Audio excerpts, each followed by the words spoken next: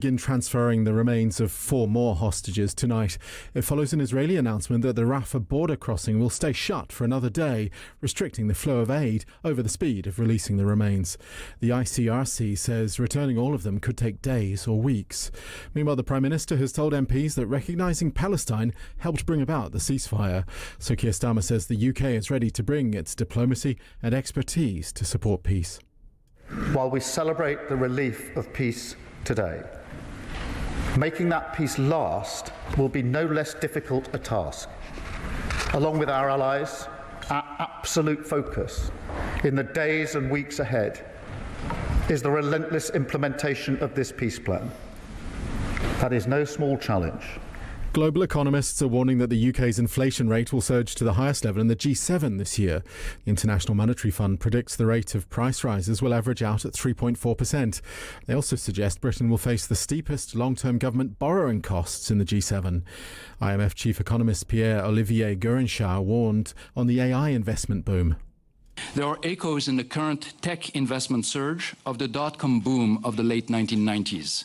It was the internet then, it is AI now. The risk is that with stronger investment and consumption, markets could reprice sharply. This would reduce wealth, consumption and investment, lower activity, and could spill over to broader financial conditions. A former Conservative Education Secretary has conceded that many mistakes were made in how his department planned for school closures in the early stages of the pandemic. Sir Gavin Williamson's been speaking at the COVID-19 inquiry. A number of times I thought the interests of children were better served by doing one thing. You still found yourself in a position where you were having to do something quite different because that was in the interests of a different part of government. He said he was sorry the Department for Education hadn't been sharp enough in its response. A court has heard the DNA of a woman accused of harassing the McCann family conclusively proves she isn't the missing Madeleine. The trial of Polish national Julia van Delt has been told samples were taken after her arrest at Bristol Airport in February. The 24-year-old denies stalking charges. And the director, Sir Steve McQueen, has been telling Times Radio his dad's death saved his life. The Oscar winner launched a campaign today pressing for MPs to introduce prostate cancer screening for those most at risk. He said, unlike his father, he was well off enough to be diagnosed early. My dad and people like that, the people who we're trying to target the most because they're the ones who are being affected the most, black men and working-class white men. They're more focused on getting, the food on the table for their family. They're the ones who are unlikely to go for, to even take off a day sick because they can't afford it. And for a news bulletin when you want it, search for the Times News Briefing on any podcast platform. Across the UK, on DAB digital radio, on the free Times Radio app, and on your smart speaker, this is Times Radio. It is good to have you with us here on Pienaar and Friends, an hour of good conversation in good company, which tonight is Tim Montgomerie, the commentator, the founding artist of Conservative Home Now, a supporter of reform. Hello to you, Tim. Good to see you. Nice to see you. And, of course, Rachel Cunliffe from the New Statesman. Hello, Rachel. Hello.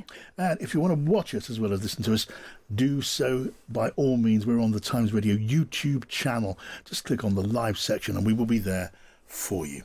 Now, Tim, what's your thought for the day? Well, I hope this isn't slightly behind the curve, but I'm going to offer it anyway. And that's, I've normally been on the same side as the right-wing press over the years, but I've seen, I think, in the last week, a little bit more of what they do, because Kemi Badenoch ended her party conference last year with a big promise to cut taxes. Now, this was funded by savings that the Conservatives announced that they weren't able ever to deliver in government, but they were announced at a time when we have a £50 billion projected deficit in the public finances. And there's the Tories announcing very large promises of tax cuts. And if any other party, I think, had done this, yes, the right-wing press, and I'm thinking particularly of the coverage in the Mail and the Telegraph, would have been all over that party. Yes. But the Tories completely got away with it. And it was heralded as brilliance. And, certainly my new party, if they had announced something like that, the Tories and those same newspaper titles would have been complaining. Right. And it was I'm in a different place now, politically, a different vantage point in politics. And it was just very obvious to me. I was almost screaming sometimes at listening to a Telegraph podcast and on one or two other occasions thinking, you are actually going to interrogate these numbers, aren't you? You are actually going to say, well, why are you funding these when there is this huge deficit, when you didn't make these savings in government? But those questions never came. No. And it was an interesting sort of moment for me, finding myself in a different position. And like all of us, I suppose, when we can look at the media from different perspectives when we have a different starting point. Yes. Look, it is always, isn't it, absolutely important, a vital part of the job of people like us to interrogate these numbers, attractive promises to hand out money, or I say hand out money, it's usually letting people keep their own money by way of not taxing this or ceasing to tax that. And then can they make those numbers add up? That's a vital question over and over again. I guess when you pose this question, you also have in mind, Tim, that your party now, your now party, the Reform UK Party, is about to embark on a process of trying to build up a credibility in this area, because that credibility, you'll accept, has been pretty severely lacking, hasn't it? In promises that make very little sense indeed, they need to be made sense of. Well, I wouldn't quite go as far as the promises make very little sense indeed, but I certainly have said, including on your programme, John, before, they need to do more work on economic credibility. I think the difference is, and why I think the Tories need to be careful, is probably the unique selling point, or the big selling points for reform are the policies on immigration, for example, and the policies perhaps on net zero. It's not economic credibility that we need to hit a threshold on that, absolutely. But the Tories were going to make economic credibility their number one card. And actually, I think they had a tactical victory last week by announcing the stamp duty cut. I wonder, though, I hope the questions will certainly deserve to come. I wonder if they made a strategic error by, I think, playing slightly fast and loose with that reputation they could have tried to build. Yeah. Rachel. How the tables have turned. Tim Montgomerie outraged at the right-wing press. Giving the Tories an easy ride, my goodness me. Tut. I think it's interesting, but I think, and we were chatting about this in the room just before we came on air, I think it depends how you define the right-wing media, because one thing that I have found quite striking is there is a gap between how, say, The Telegraph is covering Tory party conference and how GB News did so. Yeah. And I was at a Conservative Party conference. I went to 3 conferences in a row. I was very, very, very ill and exhausted. But one of my New Statesman colleagues got to watch Conservative Party conference purely on GB News to try and sort of experience it the way a GB News viewer would. And one of the things that he found out, and he's written up his findings, is GB News is very hostile to Kemi Badenoch as a leader and is much more sympathetic, a bit more sympathetic to Robert Jenrick, but much more sympathetic to Reform as a party. So I think one of the things you're seeing is a split between, should we say, the old and the new right-wing media. So maybe the media landscape is fracturing, just as the electoral landscape is fracturing, which is going to be my thought for the day. And your friend has now recovered from that exposure to GB News. Oh no, he's a fully paid-up, card-carrying member now. Behave, Mr. Pienaar. He's been singing "I Vow to Thee, My Country," which I think is the theme music from one of their ads. Yeah.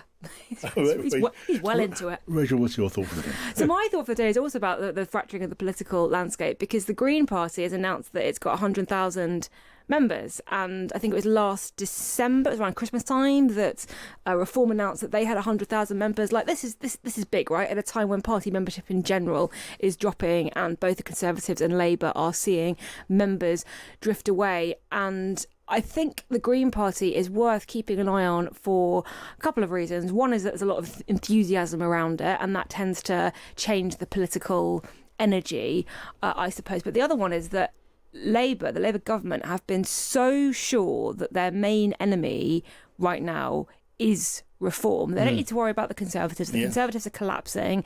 Nigel Farage and Reform are what they need to worry about. They've kind of ignored their left-wing flank on the grounds that people might not like them that much on the left, they might be disappointed, but what's the alternative? That people who they're losing on the left are not going to vote Conservative or Reform, so does it really matter? And the emergence of a very sort of strong, electorally appealing Green Party does matter, and it does change that calculation. There was a YouGov poll out yesterday that had the Greens on 13%, which is the highest that YouGov has ever registered, and also that's now 5 parties well above 10%. Quite a lot of the parties sort of bunching quite close together, and I think it changes Labour strategy to have to look to their left flank as well as their right flank, Yes. and maybe there'll be less reform chasing and more. Hang on, if we're losing too many votes to the left, then that's going to cause us real issues as well. I certainly ran into Conservatives out and about on the party conference season who were saying that all this obsession with Reform UK, we are in mortal danger from the Liberal Democrats in so many seats. And we're talking about the Labour Party, yes, the left wing flank, the ultra green flank, and in many cases they're the same thing, and especially among young voters, and there are going to be more of them. I mean, they're going to enfranchise 16-year-olds and 17-year-olds in the next election. In a 5-party race, this can make a big difference. Yeah, I think any sense that the expansion of the franchise to 16 and 17-year-olds is going to help Labour. I don't think anyone believes that anymore. But they're committed to it, aren't they? Well, I think they're committed to it on principle because of expanded. No, I okay, fine. I'm committed to on principle. I think it's a good idea, not a left or right thing. I think the more people you give the vote and the earlier honestly, here's you a instill... direct question for you, Rachel. If they could decide whether to introduce that legislation now or not, I think they're too far down the road now. Do you think they would introduce it? I think they firmly believe in it, as do I. It's a matter of principle. They've still got 4 years. They can do it. No, that's what I'm saying there. But I don't think they would introduce that legislation now if they knew what the polling was. Thought more about it. I think it is good for all political parties to be thinking about the future, and if your voters are a wider range of society and those who are most likely going to have to bear the brunt of future decisions, including decisions like we're not going to invest in anything for 30 years, they're the ones who are going to suffer for it. They're the ones who are going to pay attention. I have great faith in the expansion of the franchise. Thank you, Tim. Well, the party leading on 16 to 17-year-olds at the moment is Reform, so I'm glad you have that. I'm glad you had your faith in them. The Greens are also doing very well. Yeah. Okay, guys, we're going to move on and talk Gaza very, very shortly. I want to know what you're thinking about what you've just been hearing as well as Gaza. Send me a text, 87222. Start with the word Times. Tweet to @Times Radio or a voice note on WhatsApp to 0333 003 2353. I want to mention this too. If you want a sneak look at tomorrow's Times front page, if you tune in to Times Radio at 10, you can do that. Every night, just after 10, you get the front page before it's published. So just tune in to Carol Walker. That's on Monday to Wednesday. And Henry Bonsu, Thursday to Friday. It's Darren Morris on Sunday night. You get tomorrow's news today. This is John Pienaar on Pienaar and Friends on Times Radio. Jane Garvey.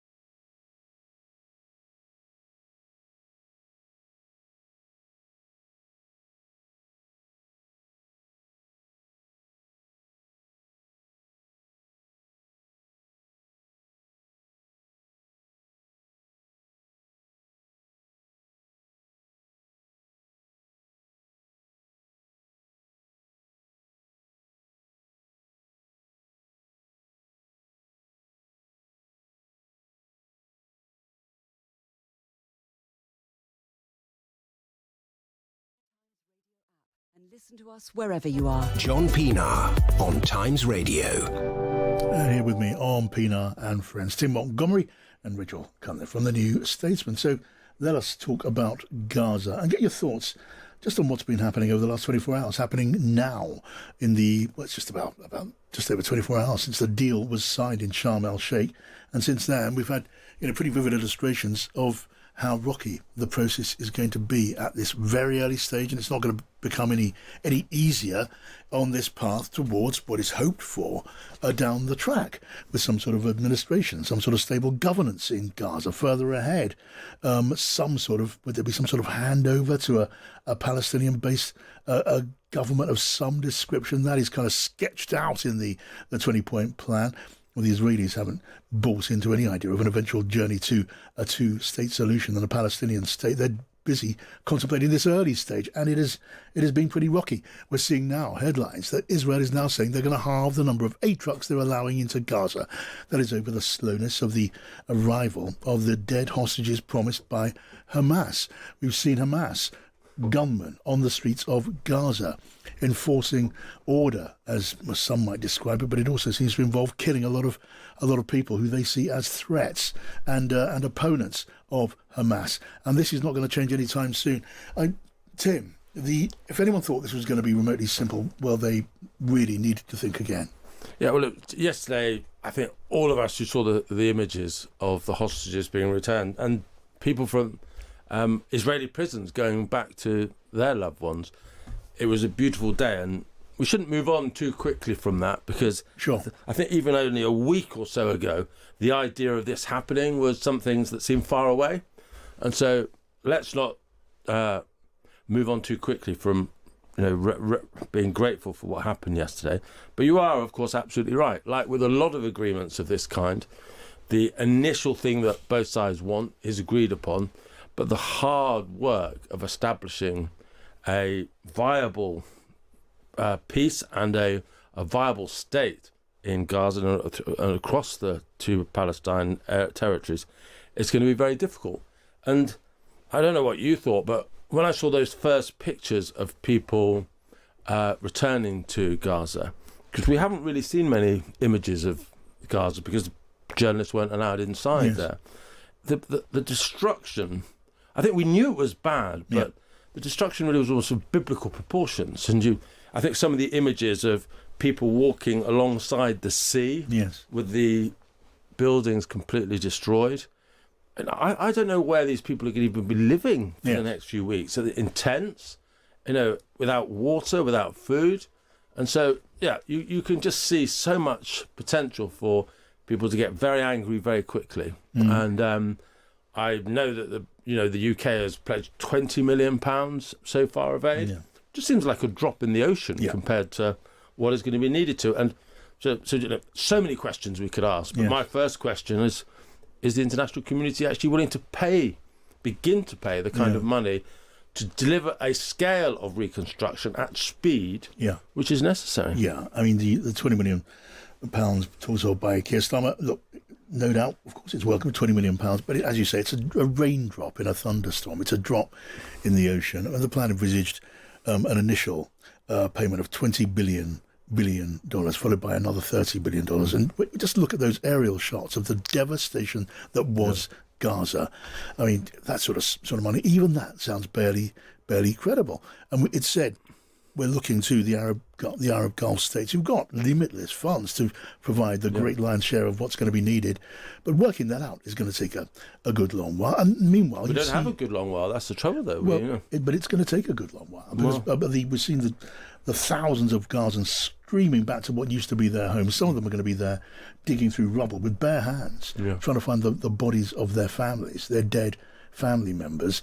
And I was just talking a very short while ago this afternoon to the chief executive of the Halo Trust. They're in the business of clearing explosives, disarming mines. They can't even begin that now because the situation on the ground has not been secured. It's not safe for that to begin. So it's a kind of, at the moment, there's a wall, a security wall, stopping even that initial work taking place. And we celebrate and we join in. We try to empathise with those Israelis who are seeing their hostage family members returned with joy, and we try to share in all of that. But it can't, and it shouldn't, blind us to the reality on the ground, which is, for so many people, so very dark. And what are you thinking, Rachel? Well, I want to start by seconding the huge wave of sentiment and emotions at the images yesterday. So I had quite an emotional afternoon yesterday. I was watching the footage of the remaining 20 living Israeli hostages being released at the same time as reading the memoir of Eli Sharabi, who it's the first-hand account of one of the hostages taken on October 7th. He was held in captivity, most of it in tunnels, for 491 days. And during that time, he believed that his wife and teenage daughters, who were British citizens, had survived and were waiting for him on the other side. And it was only when he was released that he realised that they actually had been murdered on that day, on October 7th. And it's an incredibly moving memoir that I would encourage anyone who has been following this over the last 2 years to read, not least because it's an account that we haven't had that perspective of so far. Yes. We've seen the footage, we've been following the politics, we've been following the geopolitics, the military side of it, but we haven't had an insider hostage perspective, and it only got published in the UK a week ago. So I would encourage everyone to go and read that. But one of the people who he was held in a tunnel with for a year is Alon Ohel, who was one of the remaining 20 who was released yesterday. So to be reading that and to be seeing the image of this guy who spent 2 years under Gaza being released, I mean, the emotion, the full sort of, you get the full range of human experience by seeing that sort of first-person perspective. At the same time, though, also the footage of what is left, which is nothing. It sort of looks like the surface of the moon, doesn't it? Parts of it, the level of devastation. Reminded me of Stalingrad, in the Second World War. It's of that sort of it's the kind of landscape that makes you go, sort of rebuilding is the wrong term for this.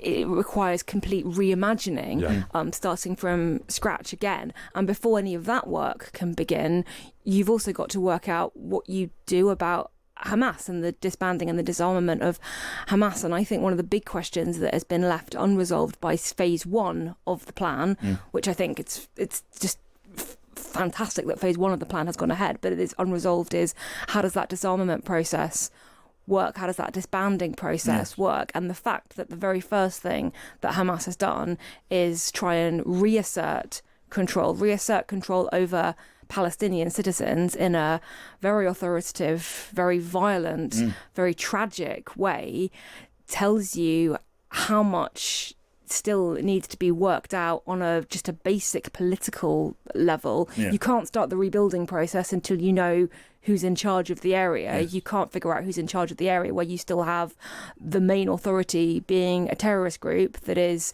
enacting terror on its own citizens. And we don't have the answers to any of that yet. No, we don't. I mean, this is still a work in progress. There are reports in the Times of India this evening that the membership of the technocratic body, which is going to be, as it were, the officials pulling the levers of what needs to be done in Gaza, they're going to be overseen by senior figures on what's called the Board of Peace. Donald Trump as its head. That's the vision. Tony Blair perhaps being a member of that. I'm not sure that's quite as certain as it was so recently. But all of that, there's still so many more questions than answers. And we wait. All we can do is wait while that process is fought through. Ultimately, the Arab states are going to be ones who really make the final decisions on this, because they're the ones putting up the money. They're the ones who basically pulled the plug on Hamas. But of course, Donald Trump has to remain deeply, deeply engaged, or it simply will not work. Earlier, Keir Starmer, he spoke in the House of Commons, and he was very clear who should be credited with the deal in the Middle East. Let no one be any doubt that none of this would have been possible without President Trump. This is his peace deal, delivered, of course, with President Sisi of Egypt, the Emir of Qatar, and President Erdogan of Turkey. Alongside our partners, we have also offered the UK's full support to these efforts. Mr. Speaker, we've worked behind the scenes for months with the US, Arab, and European nations to help deliver a ceasefire, get the hostages out, get aid in, and secure a better future for Israel, Gaza, and the West Bank. I am proud of our contribution. So Keir Starmer in the House of Commons earlier on, and of course he's right that the deal that was signed yesterday wouldn't have happened without President Trump acting, putting the pressure that he did on on Benjamin Netanyahu, who in particular left him no choice. But now what? I spoke earlier to John Bolton, his former advisor, now one of his fiercest critics, his former national security advisor, who made a point that many people are making, which is that Donald Trump has a famously short attention span. And even though listening to him yesterday, he does seem to see the Middle East process, peace process now as an important part of his legacy. Would it work out that way? Do you fully believe that, Rachel?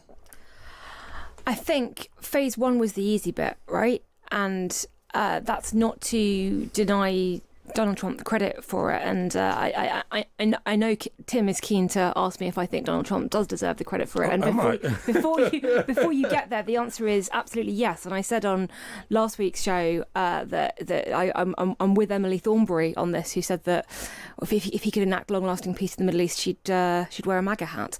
But you're going to wear a MAGA hat then next week in the studio? If it holds for a year, yes. Okay. I will. And I think that's the key thing is step one wasn't easy, but it was the easy bit of it. And because there are so many questions left to be resolved about money, about what happens to Hamas, about personnel, and also on the Israeli side, now they've got the living hostages back and the political situation is such that Benjamin Netanyahu continues to be under extreme pressure on his own side.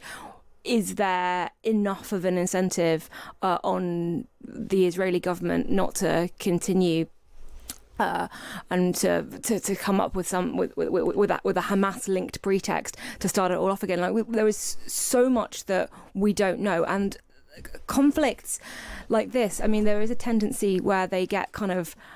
The fragile piece breaks out and then they sort of get frozen as the messy details that are impossible to work out sort of kind of hang in the balance. And it is going to take a White House that is committed to continuing to pay attention in order to iron out all of those very thorny challenges. And if the White House isn't prepared to do that, then there is a risk it could all fall apart. Sure.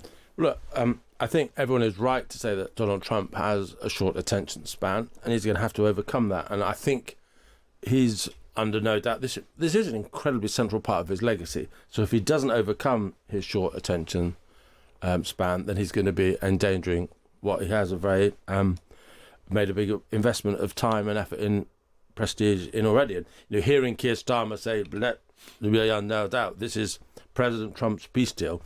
Now that's the sort of thing that at the moment sounds great for Trump, but if it all falls apart, when those sort of tributes are replayed in a few months' time, it'll look much less like a tribute to President Trump. And just was one thing I sort of would like to add. I was just very conscious of seeing Trump in the Knesset yesterday, and Netanyahu was smiling and all the rest of it. But actually, I think the big significance of this is that Israel will no longer get a blank check from America. I think there has been a real movement in America-Israel relations at this point. And there's still, we only have the mental image in our minds, but of Donald Trump forcing Netanyahu to ring the government in Qatar to apologise for those raids recently.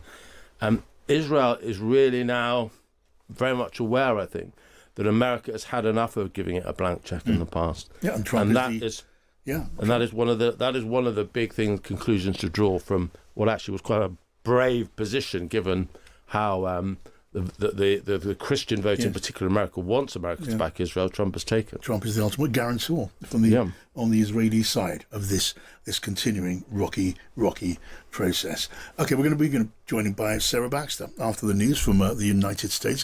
Just how does this all look through an American lens? We'll hear from Sarah. And of course, at 7 o'clock, Kate Borsay is going to take over as always, and she's here to give us a bit of a foretaste. Hey, Kate. Hiya, John. Just to continue this conversation, what we're watching out for tonight is the fact that the remaining dead hostages have not been returned. There's another 4 planned for today, but that makes 8 of the 28. And of course, there are deadlines in play here with a bit of flexibility. If you look at the fine point of this agreement, Donald Trump has just recently truth socialed about this, saying basically that all the dead bodies have not been returned. It's time to enact phase 2 of the agreement, which seems premature if phase 1 isn't complete. So there's a bit of confusion there. We'll be looking out for that tonight, because I think it is generally assumed that all dead hostages should be back by this evening. And if they're not, what we could see is some sort of upping of the game, some sort of retaliation from Israel beyond keeping the Rafah crossing closed to aid going into the Strip, which is what they've done so far today. So that is a pinch point that we're looking at. And we'll be discussing Gaza peace and beyond with Sabri Saidim, who's a former Palestinian minister and a former advisor to President Mahmoud Abbas. He's now Deputy Secretary General of the Fatah Central Committee. So he'll be really important to speak to when we talk about the future governance of Gaza. Another thing we're watching out for, John, and this is a sidebar, but it's what's going on at the Pentagon at the moment with regards reporting restrictions.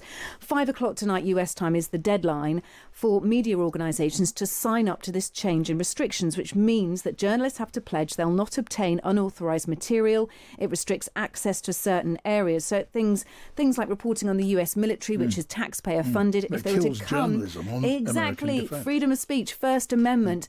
Barely any, in fact, only one organisation, One America, has signed up to this. Everyone else, like our pals at the Wall Street Journal, has refused to sign up to this. It is a complete. And the threat is they lose their credentials to the Pentagon. The threat is that they'll have their credentials taken away and their pass removed. But if that is all media organisations bar one, then surely the Pentagon have to think again about this edict. Is Pete Hegseth a think again kind of guy? Well, I don't know, but he's going to. I mean, unless only one outlet is ever going to report on the Pentagon. If all these other outlets are going to refuse to completely, possibly, then who knows? We're actually going to speak to Idris Ali of Reuters. He's a Pentagon reporter.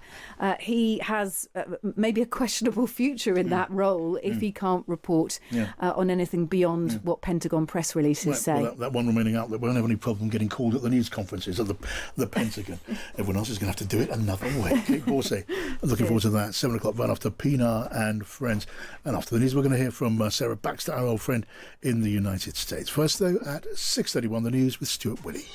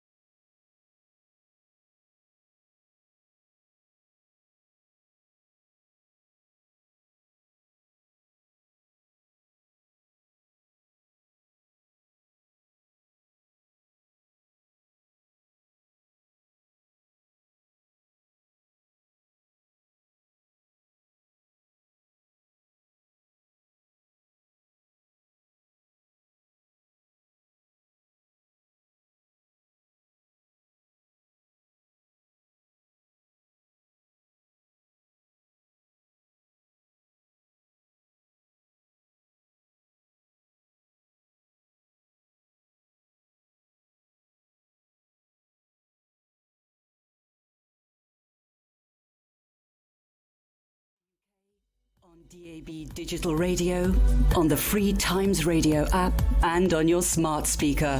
This is Times Radio. And I'm John Pienaar with Pienaar and Friends. That is Tim Montgomerie and Rachel Cunliffe. And we've been joined by Sarah Baxter from the Mary Colvin Institute of International Reporting. Hello to you, Sarah.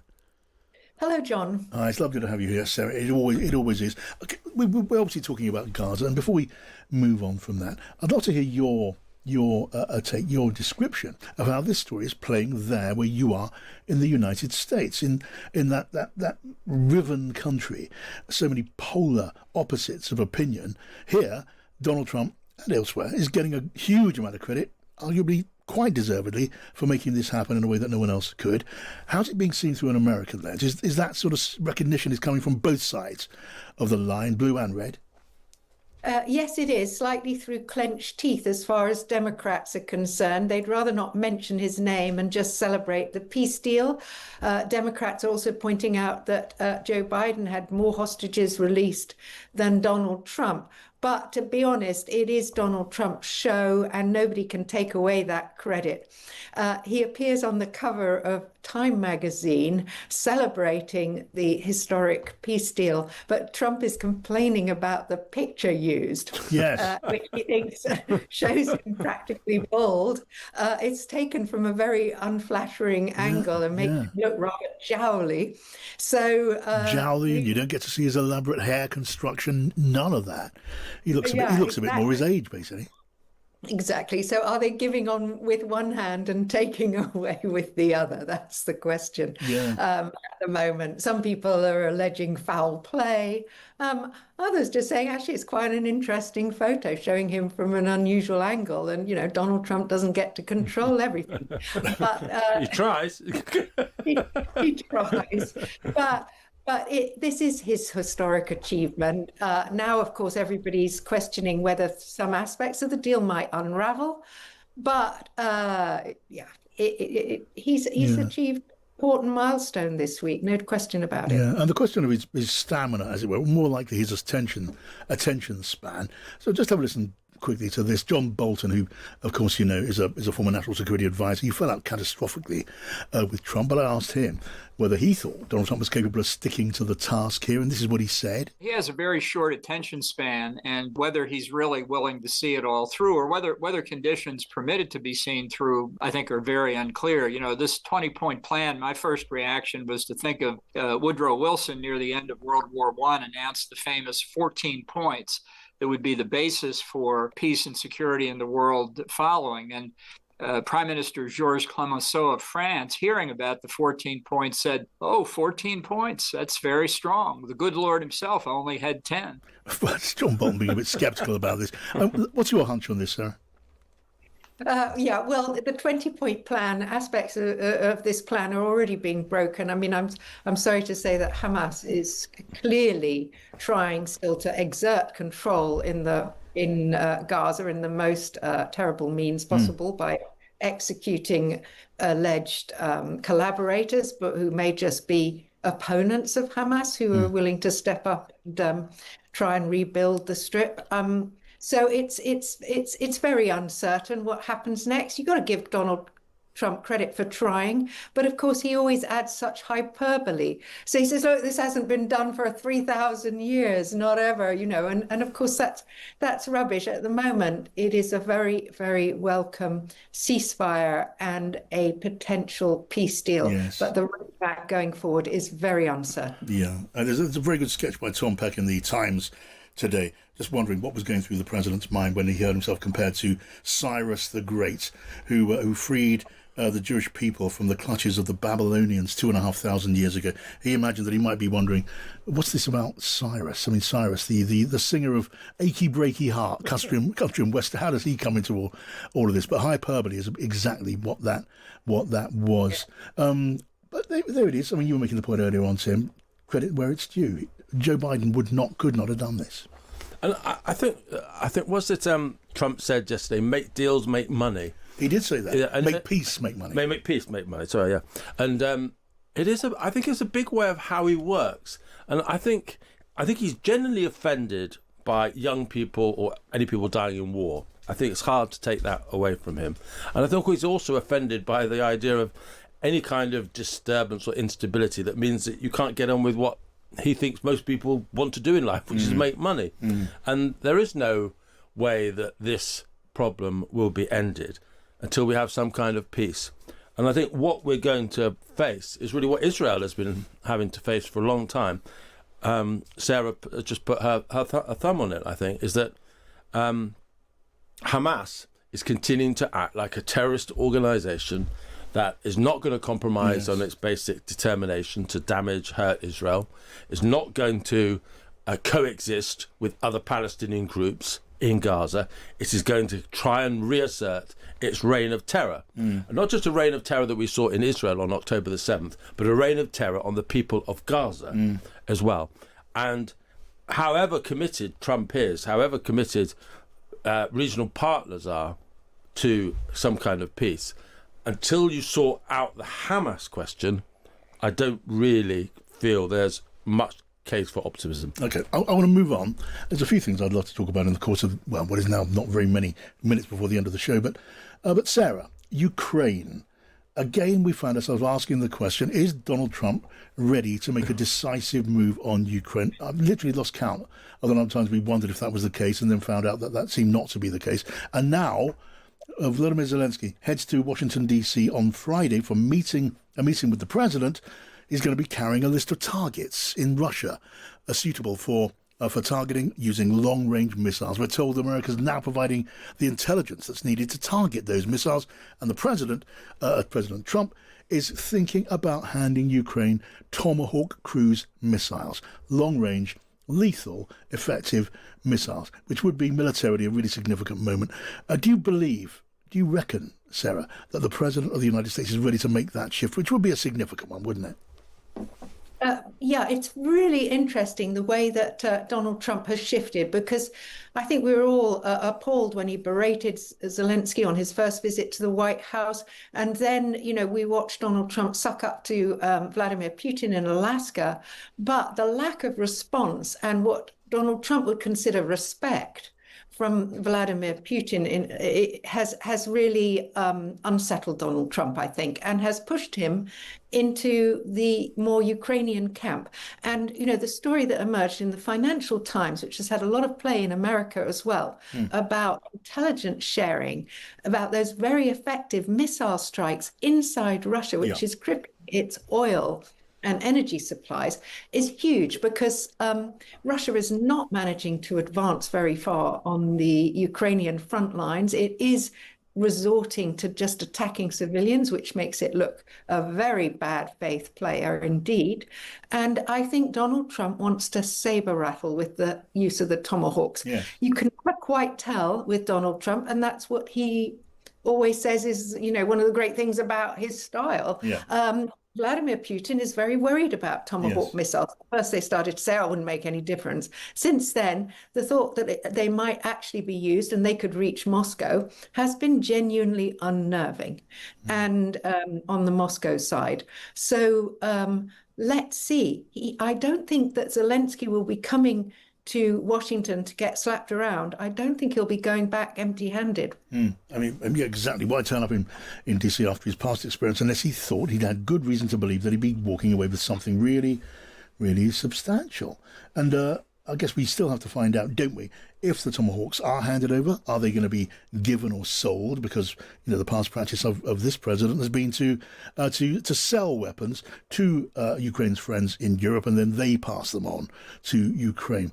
Could that even change? I mean, it's going to be a very big Friday, Rachel. It's going to be a huge Friday. It just seems like all the international news is coming at once. I'm curious, Sarah, about the different strands of opinion around Trump and in the White House and in the Republican Party overall when it comes to how to deal with Russia and Vladimir Putin, because it does feel over the last year that there have been certainly been tensions within the MAGA movement, the people who are skeptical, hawkish on Russia. Marco Rubio used to be one of those, and also the voices that have been encouraging Trump to be more isolationist and more relaxed about Putin.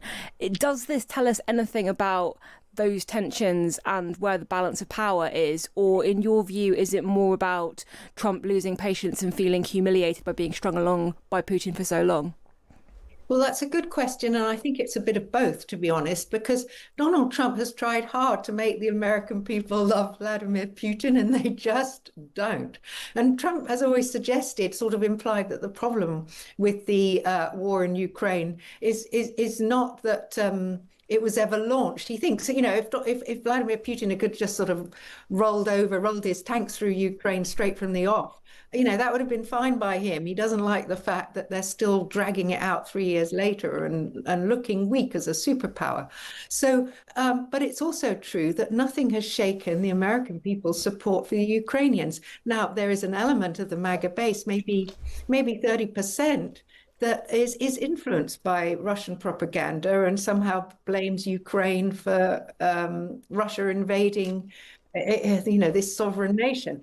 But despite Trump and J.D. Vance's best efforts to say that what happens in Ukraine is of no interest to Americans, Americans remain stubbornly interested. Yes, and yes. So,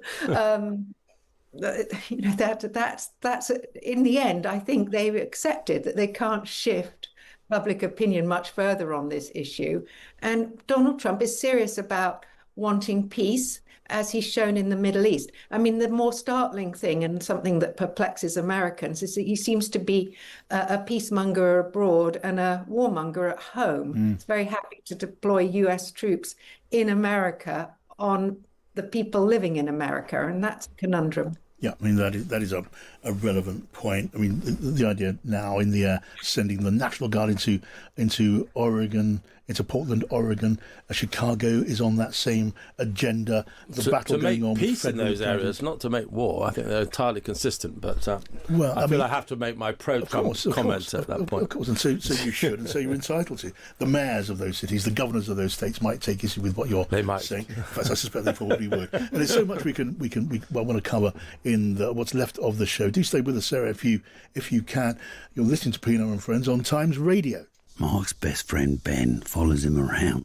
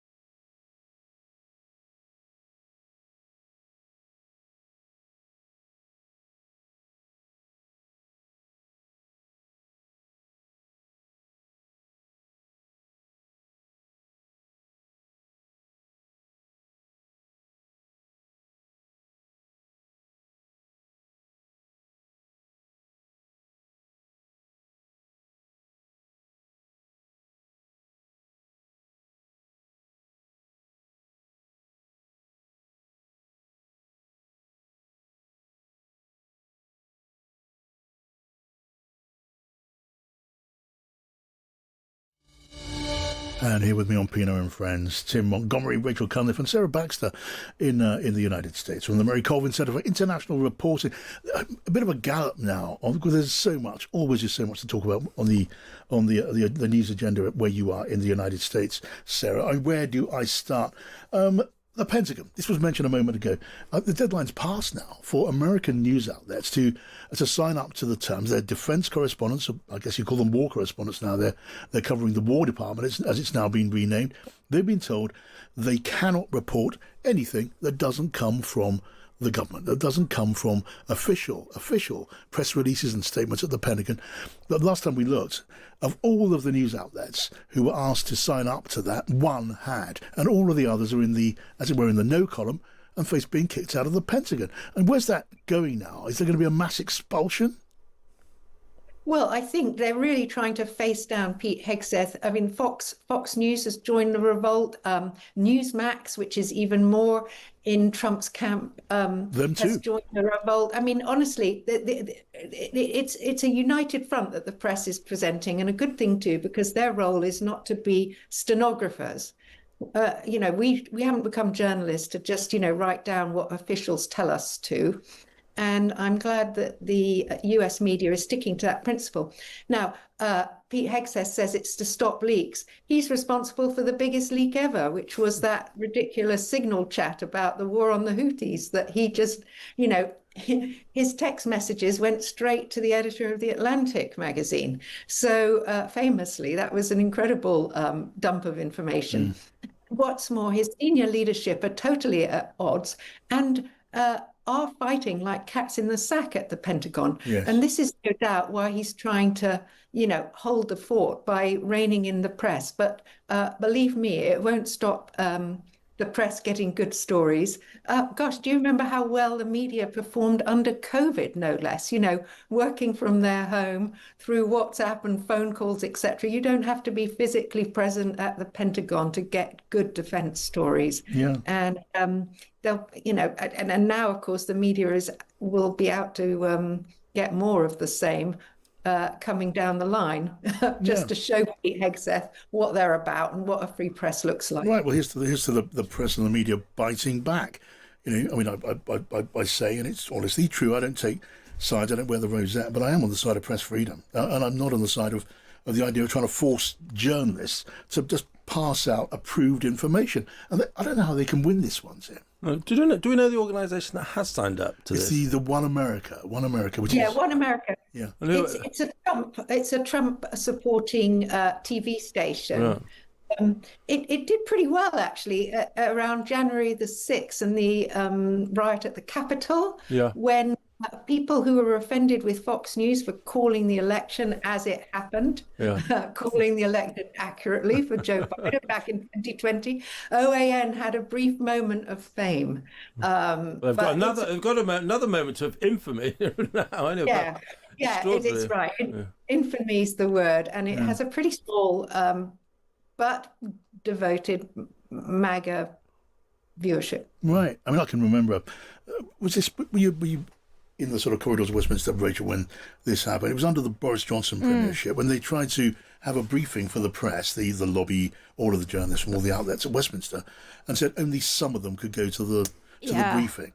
And then everyone decided, no, well, none of us are going to go, and they walked out. Yeah, because journalists are a stubborn bunch, right? Yeah. And also because there is, I wasn't in the lobby at that time, but I had colleagues who were, and because journalists who are in a lobby environment, whether in Westminster, I imagine in the US as well, there's a camaraderie. It's not just about, we're this publication, you're that publication. It's, we're all trying to do this job and find out the things that people need to know, and if there is a kind of really quite draconian anti-media freedom effort, then these are the people who have pens and publications that will publish what they write and really make a fuss about it.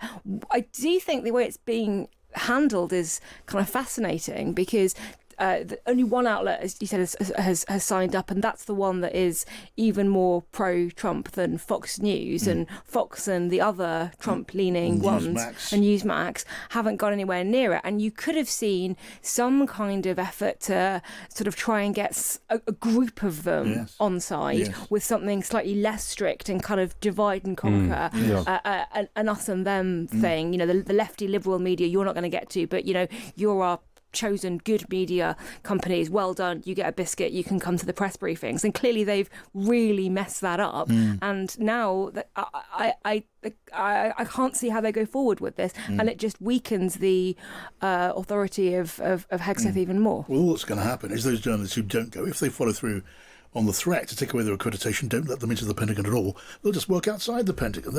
They will call the generals who trust them and that they trust, and they'll probably get more information than they did before. They're probably calling the generals anyway, whether they're allowed in the room or not, but it's certainly not going to stop the stories. Yeah. I've been to Pentagon press briefings and they're pretty dull, I have to say. Yes. I don't think the best stories have ever come from the Pentagon press briefings, so they'll be happy to live without them. Mass briefings are generally quite often really dull, because it was really interesting. They wouldn't say it at a mass briefing. What was that local council? I mean, Tim, you might remember the Reform Council that tried to deny a local news agency access to their info and had to back down. I forget. This is not Nottingham. I'm not aware of that story. Okay. There'll be consequences for you mentioning it as well, John. I'm sure there will. As my phone suddenly stops working. They said they had to be left off the press releases to that, which I think is fascinating, because usually the press releases, they try and keep all the interesting info out of them anyway. Yes. Almost randomly. What else? Today, we have Alex Jones, the man behind the InfoWars website, who infamously spread the rumour and just traded on the rumour that the Sandy Hook shootings, the school shooting, were a hoax, just causing enormous pain to the parents of those children who were murdered in that, but in the process made a lot of money from advertising on his InfoWars website. He was sued. He lost. The award was $1.5 billion, and he hasn't paid a cent of that, has he, Sarah? And now he's lost his appeal in the Supreme Court. Another one, maybe hooray for the truth, Sarah. Well, yes, but only a semi-half-hearted one, because he's managed to carry on peddling disinformation. And sometimes I look back to what he got away with. The idea that he could profit off the grief of parents who lost their children in a mass shooting and call it a false flag operation. That was a signal to everybody else who operates in the disinformation space, and there's a lot of it, as we know, that they could say whatever they liked with no consequences, and that people would lap it up, and not only lap it up, but you'd get more eyeballs as a result, and you'd circulate it. So Alex Jones and InfoWars has done more than anybody, I think, to corrupt our public space. And I'm glad he's lost in the Supreme Court, but he's now going to claim bankruptcy. Yes. I hope the Sandy Hook parents get something for their money, but it might be one of those great moral victories rather than financial ones. And he'll still find some sort of low-level way to operate he still has a voice, and he uses it. Yeah, they haven't got a cent yet. And after bankruptcy, is it remotely possible that they might get justice, at least in that form? Just lastly, last couple of minutes, not nearly enough. The shutdown, Sarah, it is still going on. Oh, how's that going to play out? How's it going to end? Well, I think in the end it will end like all these shutdowns with compromise, because in the end the federal workers will need to get paid. But right now it seems to be MAGA that's splitting over this, and the Democrats are remaining united. And that's fascinating, because it's all about the blame game. Who's going to get blamed for this shutdown? And people like Marjorie Taylor Greene, formerly very MAGA, have been saying to her colleagues, don't you realize that the Democrats have got us in a bind over healthcare costs, and that we, the Republicans, are going to get blamed when healthcare premiums really rise exponentially in January if we don't do something about them. And that's a big break within the MAGA coalition over this. So it's fascinating to see how it will play out. And what's public opinion doing? Yeah, how's public opinion, Sarah? There must be polls on this. The polls so far show that Republicans are getting more blame for the shutdown than the Democrats. Right. That can change at any moment if people feel like the Democrats are holding out for too long, and their own, a lot of government workers are public employees tend to be more Democrat leaning, and if they're really suffering loss of wages plus mass sackings, as has been threatened and in some cases implemented, then they'll start to lose their nerve. But they want people to remember when the healthcare bills come in that this is on the Republican. Such a fast-moving, multifaceted story. It just seems like yesterday, the inauguration of the president. Now we're racing towards the midterm elections in next spring. Time passes. Maybe it's just me getting old very, very quickly. No, there's too much news. There's been too much news. Too much news. And that's enough for us for this evening anyway. So, look, great to have you with us, Rachel. And Tim, thank you so much. Ollie Cole was our producer. Isaac Marley was on the keyboards. And Kate's up next. This is Times Radio.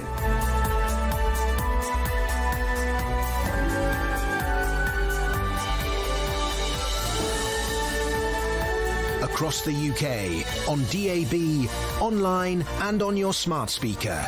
This is Times Radio, the voice of the Times. Thanks, John. Have a great evening. It is 7 o'clock. This is the Evening Edition with Kate Borsay. Coming up, The surviving hostages are free. Yeah. The bombardment of Gaza has stopped. Yeah. And desperately needed aid is starting to enter. that is the Prime Minister Keir Starmer there addressing Parliament following his return from the Middle East peace plan signing. Hamas is due to release more bodies this evening as Israel keeps the Rafah crossing closed until all are returned.